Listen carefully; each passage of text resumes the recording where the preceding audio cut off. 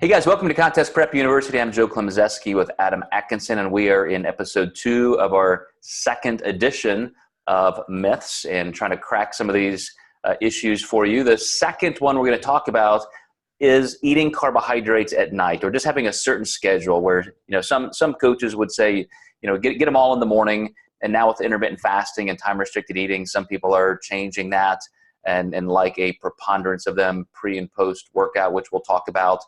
But a lot of people still say you cannot eat them at night. And there is some evidence as to why you may want to slow down at night.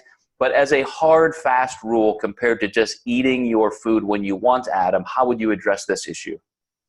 Yeah, the biggest thing with this is just going to be the amount of calories that somebody is consuming.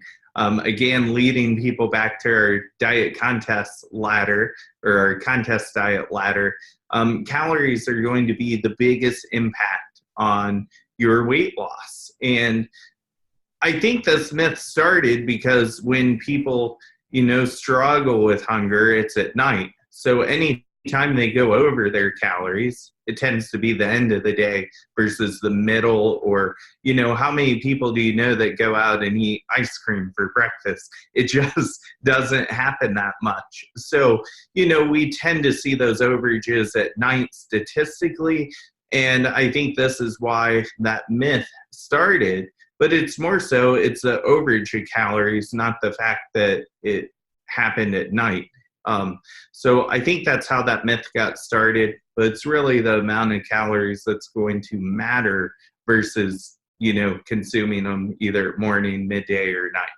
I will say there is a trade, because even through my own personal experience dieting for contests, if it's almost like the rules of time-restricted eating. If you're eating right up to the point you go to bed, and then 6-7 hours later you're eating again, that's a far cry difference between, maybe not eating after 7 or even 6 in the evening, and then maybe you have 10 or 12 hours where you didn't consume anything.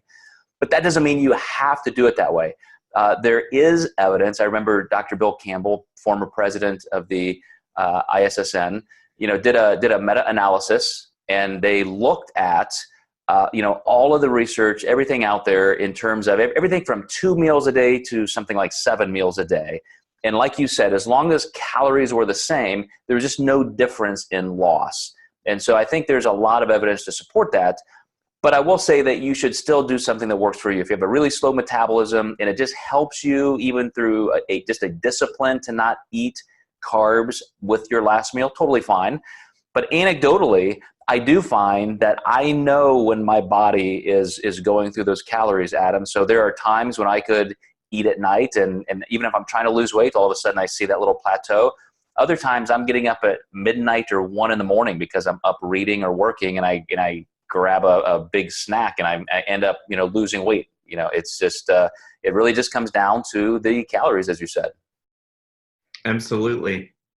So what do you think, Adam, in terms of kind of a perfect split? If you were counseling a client, you said, okay, we're going to give you 125, 150 grams of carbs a day.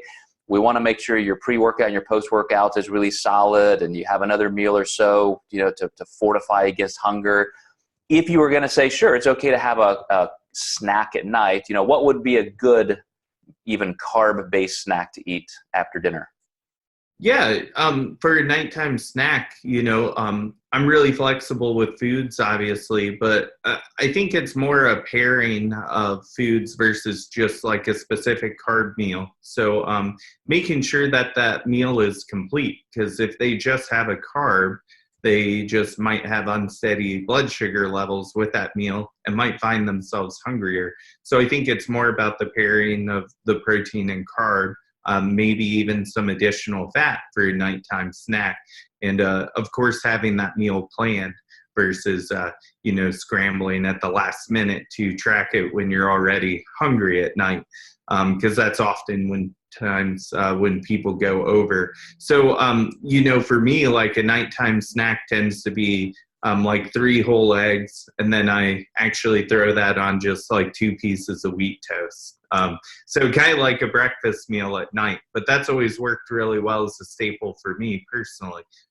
It is so funny you said that. I was just going to say the exact same thing, that if I'm dieting and need a little something at night, I might be a little lighter. I could go like 2 or 3 egg whites and 1 egg yolk and, 1 slice of whole grain toast. But yeah, just because of the satiety you get from the protein, a little bit of fat, instead of just relying on carbs. But it's, absolutely, those carbs could help along with that meal and get you through until morning.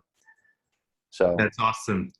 Thank you very much, Adam. And for you guys watching and listening, we'll catch you next time with another episode as we tackle some more myths in Contest Prep University.